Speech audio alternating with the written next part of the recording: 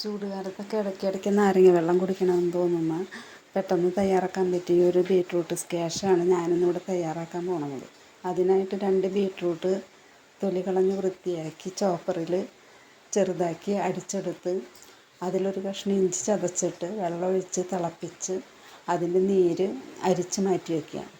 ഇതിനാവശ്യമായിട്ടുള്ള പഞ്ചസാര ലായനി തയ്യാറാക്കാൻ വേണ്ടി ബീട്രൂട്ട് നീരിന് അനുസരിച്ചുള്ള പഞ്ചസാര ലായനി തയ്യാറാക്കുക. അതിന് പഞ്ചസാര എടുത്ത് വെള്ളമൊഴിച്ച് തിളപ്പിച്ച് ലായനിയാക്കി മാറ്റിയെടുക്കുക.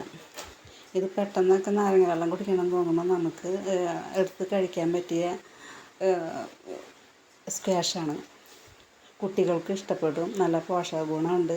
ഈ പഞ്ചസാര ലായനി തയ്യാറായി വരുമ്പോൾ ബീട്രൂട്ട് നീര് അതിലൊഴിച്ച് മിക്സ് ചെയ്ത് ചൂടാറാൻ വയ്ക്കുക. ചൂടാറിയതിന് ശേഷം അതിൽ നാരങ്ങ പിഴിഞ്ഞൊഴിക്കുക. നാരങ്ങ ഞാനിവിടെ 5 നാരങ്ങയാണ് എടുത്തേക്കണത്, ചെറുതായതുകൊണ്ട്. മിക്സ് ചെയ്ത് അതൊരു കുപ്പിയിലേക്ക് അരിച്ച് മാറ്റി വെച്ച് ഫ്രിഡ്ജിൽ സൂക്ഷിക്കാം. ആവശ്യത്തിന് വെള്ളമൊഴിച്ച് നമുക്കിത് നാരങ്ങ വെള്ളം തയ്യാറാക്കി കുടിക്കാവുന്നതാണ്. ഇത് എല്ലാവരും ട്രൈ ചെയ്ത് നോക്കുക.